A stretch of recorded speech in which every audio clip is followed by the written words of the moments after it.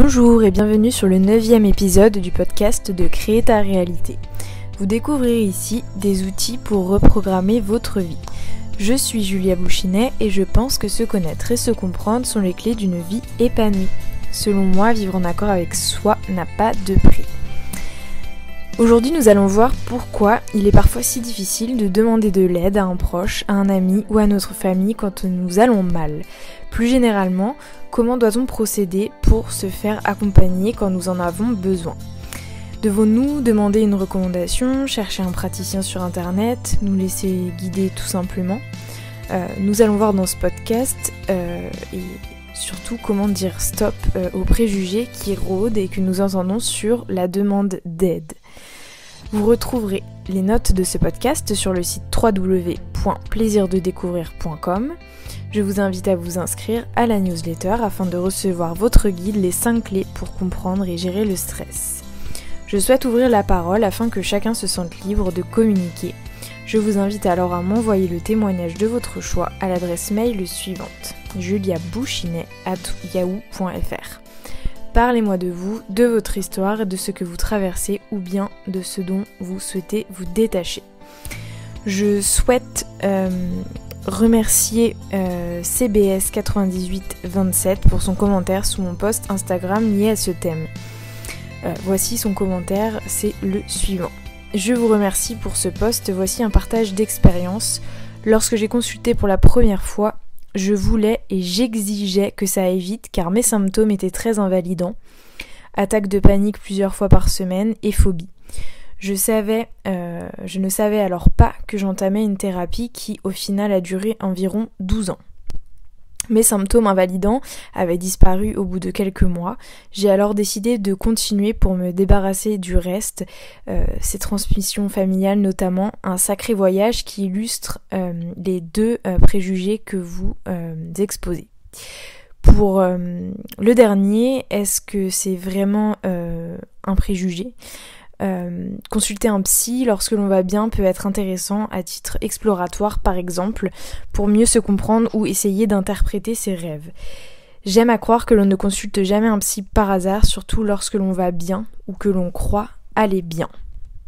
J'ai peur de me faire aider. Stop aux préjugés.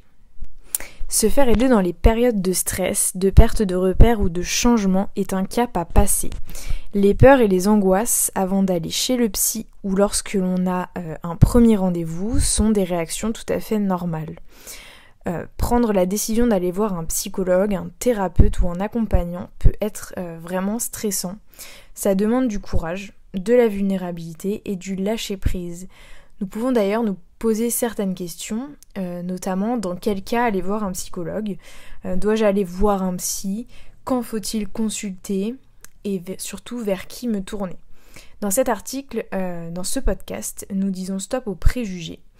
Il est illustré d'idées reçues qui m'ont été personnellement adressées et du coup je souhaite aborder la question, pourquoi a-t-on peur d'aller chez un psy ?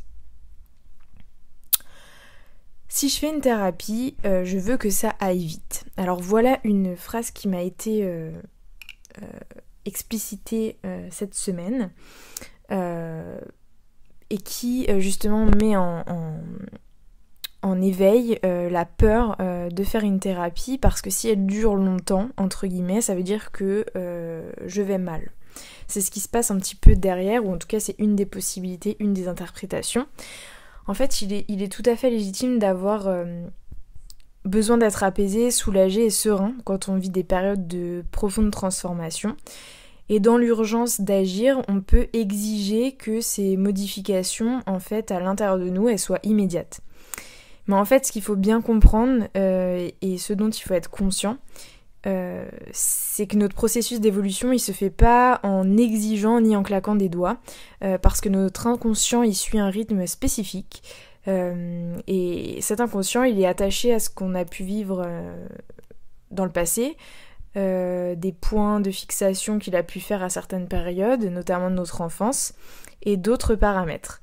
Donc lui demander en fait qu'il aille plus vite que nos propres capacités en fait à accéder à ces informations, ça semble impensable. Du coup, nos propres résistances peuvent parfois nous limiter. Et c'est à ce moment-là en fait que la résilience elle apparaît et elle va nous permettre justement d'accueillir ces étapes de vie comme étant des étapes constructives, même si elles sont très inconfortables à vivre. Donc aller vite en fait ça va être possible, ça dépend vers quel thérapeute on s'adresse. Si on va vers des thérapies brèves comme l'hypnose, la sophrologie, les différentes thérapies psychocorporelles, on peut tout à fait aller rapidement. Par contre voilà, c'est vraiment à nous de savoir un petit peu ce qu'on veut. En tout cas quand on est appelé à aller vers ce type de thérapie, il faut essayer et voir si ça nous convient ou pas. En tout cas, si on veut vraiment se reprogrammer en profondeur, on aura besoin de plus de temps parce que repasser par les étapes de notre inconscient, c'est comme repasser 7-8 années de construction de notre enfance. Donc ça prend beaucoup de temps. Après, si on veut vraiment se faire aider, par exemple, pour quelque chose de passager, comme l'arrêt du tabac, ça peut être tout à fait rapide et avec quelques séances d'hypnose. Par contre, voilà, il faut juste bien vérifier que cette addiction, en fait, elle s'est pas faufilée dans un autre aspect de notre vie, parce que les thématiques, elles se transmettent dans un schéma assez répétitif, et quand on les a réglées d'un côté de notre vie, ça peut se faufiler un petit peu ailleurs. La thérapie, ce n'est pas pour moi. Alors ça, c'est un deuxième préjugé, une deuxième idée reçue qui m'a été adressée. Et ça symbolise aussi peut-être la peur d'avoir aucune thérapie qui nous convienne, de pas être normal, d'être différent. Alors après, j'entends bien que certaines personnes vont plus se libérer par la parole que d'autres, mais on le sait, à l'intérieur de nous, il y a des choses dont on a plus ou moins besoin. Et parfois, même si la tête elle veut pas l'entendre, notre corps il nous parle toujours en fait. Et le corps il exprime ce qu'on n'est pas capable de verbaliser parfois. Donc quand on s'ouvre à la relation corps et esprit, on réalise qu'il y a certains signes qui ont des symboliques très fortes. Par exemple, si je parle de l'acné, en fait quand notre inconscient entre guillemets, quand notre corps traduit de l'acné, c'est que notre inconscient traduit un mal-être interne extrêmement marqué. L'acné, ça symbolise vraiment une difficulté à exprimer ce qu'on ressent à l'intérieur, à exprimer notre vérité, sans avoir peur du jugement, du rejet, de l'exclusion ou de l'humiliation. Donc c'est un fort conflit interne qui est irrigué justement par notre peur de nous dévoiler. Du coup, on peut se demander, on peut penser aller très très bien et pour autant avoir une très forte acné sur le visage. Donc on peut se demander aussi qu'est-ce que c'est que aller bien. Est-ce que c'est rentrer dans les normes sociales, par exemple, une belle peau, bien hydratée, toute lisse, bronzée, est-ce que c'est rentrer dans les normes sociales ou est-ce que c'est justement sortir de ces normes et se sentir bien à l'intérieur de nous, avoir un corps fort, un corps qui a des belles défenses immunitaires. Voilà, ça dépend de chacun. Ça peut être aussi ça peut être aussi avoir un sommeil, une digestion de qualité, être libre dans sa tête, ou bien peut-être avoir de l'argent. En fait, le curseur, il est pas le même pour nous tous. Il pointe des paramètres différents en fonction de ce qu'est une vie magnifique pour chacun d'entre nous. Donc en fait, on est plus ou moins auditif et notre rapport à la parole, il peut vraiment prendre une place importante dans notre vie ou non. Si on souhaite se faire accompagner, il est bon de choisir une thérapie qui déjà nous intrigue, attise notre curiosité et nous permet surtout de travailler sur ce qui nous bloque au quotidien. Donc ça passera vraiment par la sélection de disciplines qui nous appellent au fond de nous. Et en fonction de ce que nous traversons, nos problématiques, elles peuvent pas être soulagées par les mêmes accompagnements. C'est vraiment propre à chacun et ça, c'est une expérimentation à faire. C'est pour ça que les conseils, ils sont assez généraux, mais finalement chacun prend ses décisions en fonction de ce qu'il traverse, de ce qu'il aime faire au quotidien. C'est juste que le fait d'être conscient, ça nous permet d'être en alerte par rapport à ce que nous disent notre corps, notre cœur, notre tête. Et d'ailleurs, il est souvent bon de prévenir plutôt que de guérir. C'est pour ça qu'entretenir un esprit qualitatif, un corps sain, c'est toujours mieux que de guérir des problèmes quand ils sont là. Prendre soin de soi, en fait, c'est vraiment un art de vivre et c'est une attention quotidienne envers nous-mêmes. Le troisième préjugé, c'est pas besoin d'aller voir un psy quand on va bien. Alors ça, c'est celui que je préfère en fait, parce que en fait, un psy, un thérapeute ou un accompagnant, il peut nous aider quand on s'ouvre à lui. Donc si on va bien, entre guillemets, on peut tout à fait s'ouvrir à un thérapeute qui va nous aider à aller encore mieux en fait. Et surtout à nous libérer. Et puis à nous connaître davantage, parce que c'est pas parce qu'on va voir un psy qu'on va pas bien en fait. Si on va voir un psy, c'est peut-être aussi qu'on a envie de se connaître davantage, de comprendre pourquoi notre corps il réagit comme ça, de comprendre pourquoi on a telle ou telle pensée.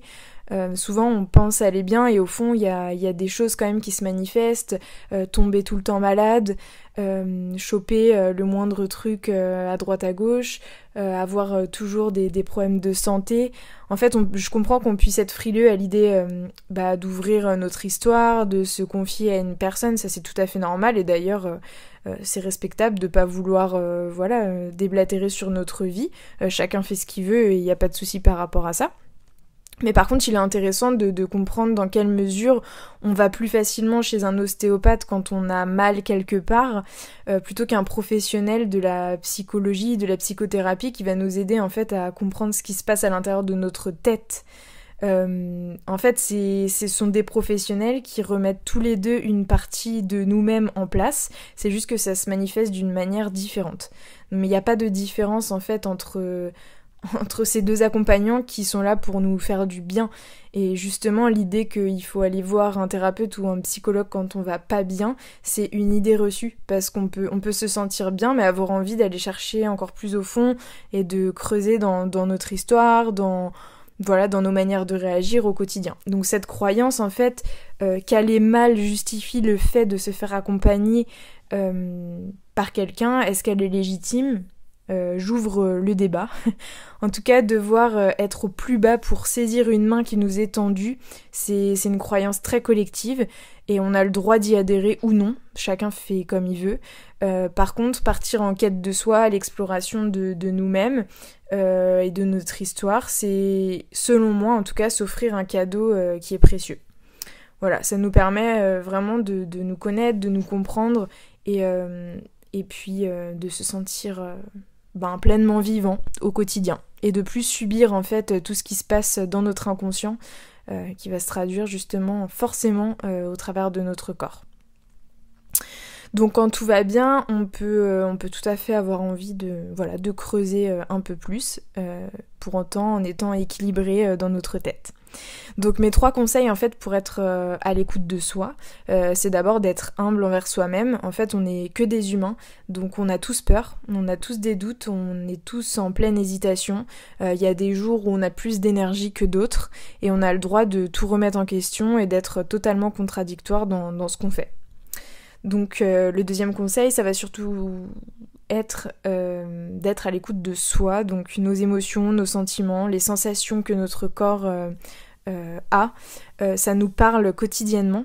Donc savoir ce qui est bon pour nous à un moment donné, ça demande juste en fait d'avoir une attention déjà envers nous-mêmes et de s'accorder un petit temps de pause, juste d'être dans le silence et de comprendre un petit peu ce qui se passe.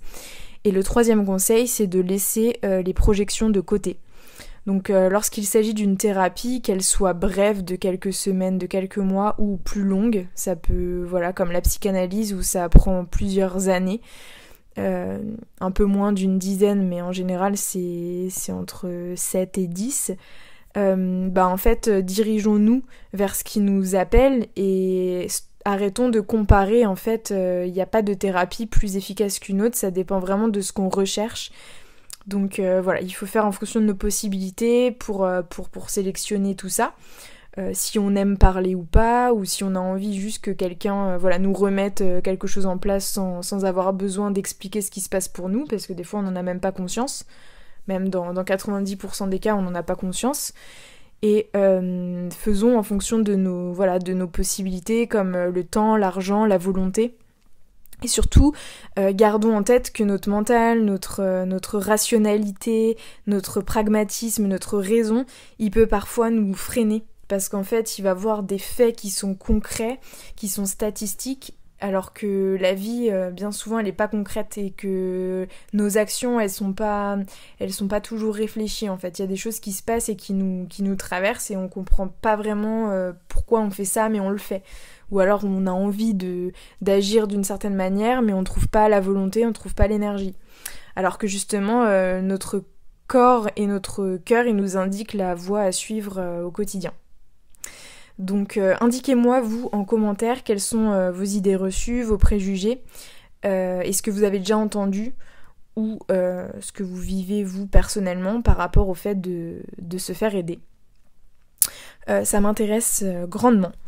Donc mettez-moi en commentaire ici, juste en dessous de l'article sur le blog, et je vous répondrai avec grand plaisir.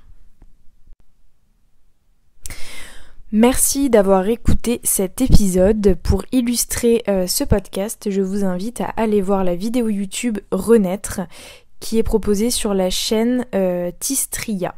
Cela résume bien la philosophie avec laquelle je vous parle aujourd'hui à cœur ouvert. La quête de notre vérité propre nous permet de nous comprendre, de nous connaître et d'entretenir un lien plus intime envers nous-mêmes. Laissez-moi un commentaire sur mon blog, sur YouTube ou bien sur Instagram, et surtout notez 5 étoiles cet épisode sur Apple Podcast s'il vous a plu. Si vous souhaitez aller plus loin dans vos questionnements de vie, vous pouvez vous inscrire à la newsletter et recevoir votre guide gratuit. Vous y trouverez des clés pour comprendre vos blocages inconscients, développer votre intuition et vous exercer avec des travaux concrets. Vous êtes libre de vous abonner à la plateforme de votre choix afin d'être informé des nouveaux épisodes en temps réel. Retrouvez-moi sur la page Facebook Plaisir de découvrir ainsi que sur Instagram @créer.ta.réalité, tout attaché et sans accent.